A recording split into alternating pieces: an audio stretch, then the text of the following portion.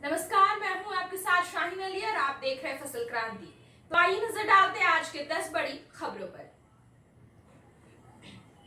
WHO की प्रमुख वैज्ञानिक सौम्या विश्वनाथन ने कहा है कि कोविड-19 महामारी की रफ्तार घट नहीं रही है और 6 WHO क्षेत्रों में से 5 में संक्रमण के मामले बढ़ रहे हैं।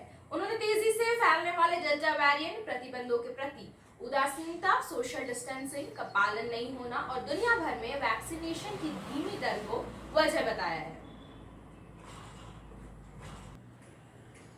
प्रधानमंत्री नरेंद्र मोदी ने गुरुवार को मंत्रिमंडल की बैठक में पर्यटन स्थलों, बाजारों से भीड़ की तस्वीरें व वीडियो सामने आने पर कहा, एक भी गलती के दूरगामी परिणाम हो सकते हैं। उन्होंने कहा, जरूर मामलों में कमी आई है, लेकिन कोविड-19 का खतरा टला नहीं है। हमारा उद्देश्य है कि भय पैदा ना हो, लेकिन लापरवाही भी ना हो।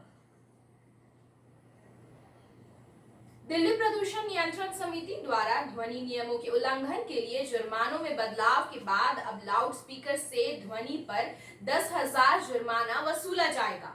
1000 केवीए से अधिक के डिजिटल जनरेटर सेट से ध्वनि और शादी या सार्वजनिक कार्यक्रमों में 2 से अधिक उल्लंघन पर 1 लाख जुर्माना लगेगा। ध्वनि निकालने वाले निर्माण उपकरण पर 50,000 जुर्माना लगेगा।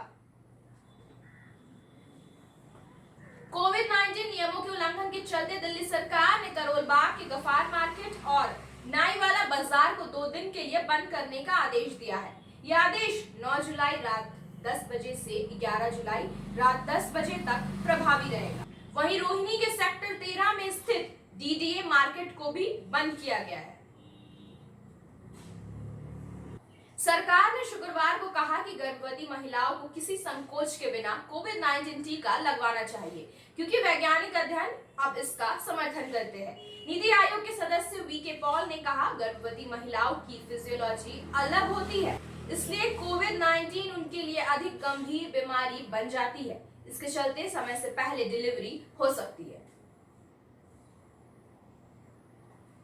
पर्यटन स्थलों से भीड़ की तस्वीरें सामने आने पर उत्तराखंड के मुख्यमंत्री पुष्कर सिंह धामी ने कहा है, नैनीताल व देहरादून के होटलों को सिर्फ 50% कमरों की बुकिंग लेने का आदेश दिया गया है। वहीं देहरादून प्रशासन ने मसूरी में प्रवेश के लिए अधिकतम 72 घंटे पुरानी कोविड-19 नेगेटिव रिपोर्ट व होटल बुकिंग के प्रमाण को अनिवार्य कर दिया है। अब रुक करते कृषि विभाग से जुड़े कुछ खबरों की ओर। मुख्य रूप से दक्षिण एशिया में पाए जाने वाला लेमन ग्रास अब देश के किसानों के लिए वरदान साबित हो रहा है। वो इसकी खेती कर मोटा मुनाफा कमा रहे हैं। आम घास की तरह दिखने वाले इस औषधीय पौधे की मांग बढ़ गई है। सेहत के लिए गुणकारी लेमन ग्रास का इस्तेमाल कई दवाइयों को बनाने में होता है। झारखंड के कई जिलों में इसकी खेती बड़े पैमाने पर की जा रही है। राज्य के खूंटी जिले के किसानों के लिए लेमन ग्रास की खेती काफी लाभकारी साबित हो रही है। धान की रोपाई करने वाले किसानों को बारिश का इंतजार है। कुछ राज्यों में बारिश हो रही है, जबकि कई राज्यों में बारिश का इंतजार है। कई राज्यों में बारिश का इंतजार करने के बाद किसानों ने खेतों में धान की रोपाई शुरू कर दी है। हालांकि तापमान अधिक होने के कारण फसल के झुलसने का खतरा है। कृषि वैज्ञानिकों ने शाम या रात के वक्त हल्की सिंचाई करते रहने की सलाह दी है, ताकि फसल में नमी की कमी ना हो। अब नजर डालते हैं खेल जगत और बॉलीवुड से जुड़े कुछ खबरों की ओर।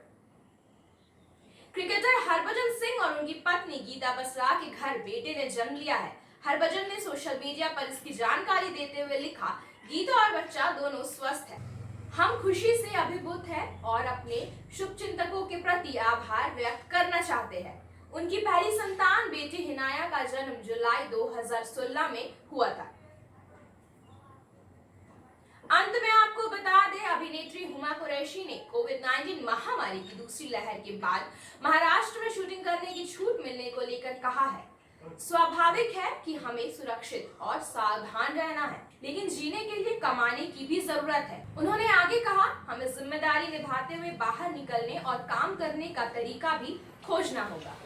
आज के लिए बस इतना ही। आगे हम ऐसी आपको और भी अपडेट्स देते रहेंगे। तब तक के लिए बने रहिए हमारे साथ और देखते रहे फसल क्रांति। अब मुझे दीजिए इजाजत। धन्यवाद।